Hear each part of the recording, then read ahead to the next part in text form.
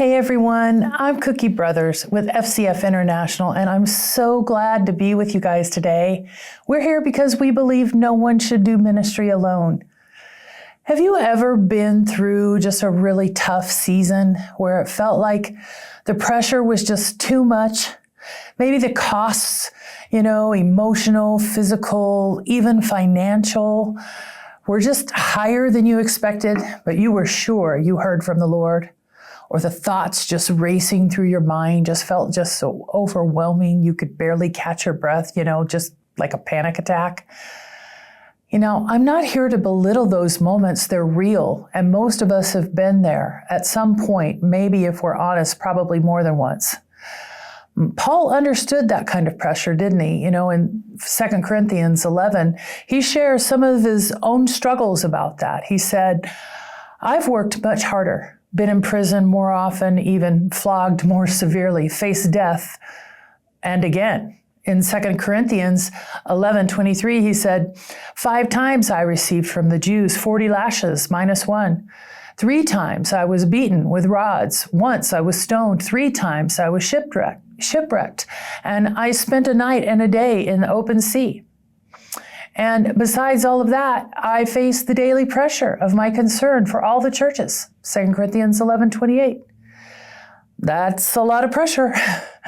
But here's the thing. Paul didn't just survive those trials. He thrived in them. Why? Because he had a deeper revelation of God's faithfulness, and he held on to that hope. Now, let's look at 1 Peter 1, 5 through 8, where Peter reminds us of the bigger picture. He said, you're being guarded by God's power through faith for a salvation that is ready to be revealed in the last time. In this you rejoice, though now for a little while, if necessary, you've been grieved by various trials. These trials are meant to test the genuineness of your faith, which is more precious than gold that perishes, even though it is tested by fire, so that it may result in praise, glory, and honor when Jesus Christ is revealed. Though you haven't seen him, you love him. Though you do not now see him, you believe in him and rejoice with a joy that is inexpressible and filled with glory. Even when we're tested by fire, we can rejoice because our faith is being refined. We don't see him now, but we trust him. And that trust brings us a joy that we can't even fully explain. Hallelujah.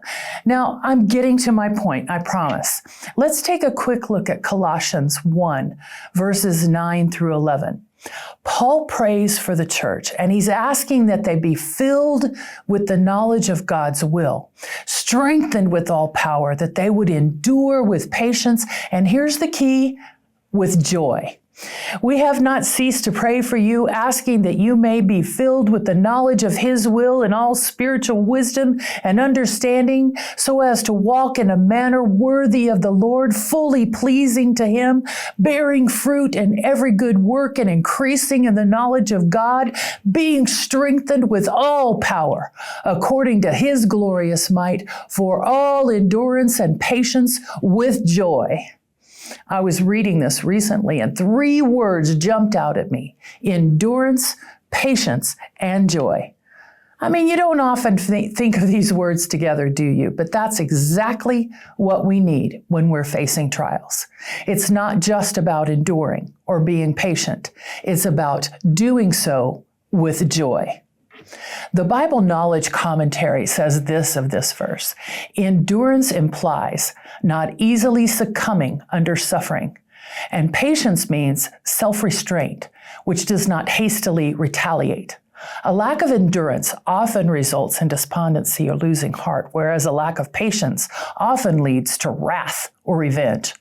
All this is according to God's glorious might, which means manifest excellence or an outward manifestation of God's inner character. Such patience producing power should be accompanied by joyfully, not begrudgingly, giving thanks.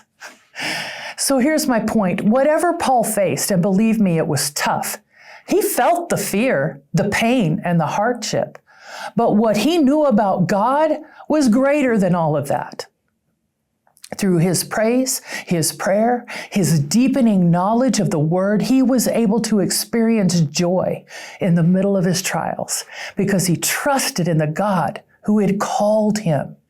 And the same is true for us. Whatever challenges come our way, we know God is faithful.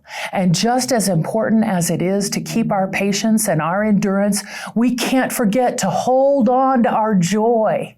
And I want to encourage you today, whatever you're walking through, keep your joy. Keep believing, keep praising, and keep trusting that God will bring you through because he's faithful to his word. Thanks for letting me share with you today. Remember, you're not alone in this. God is with you, and we're here with you too. So keep going.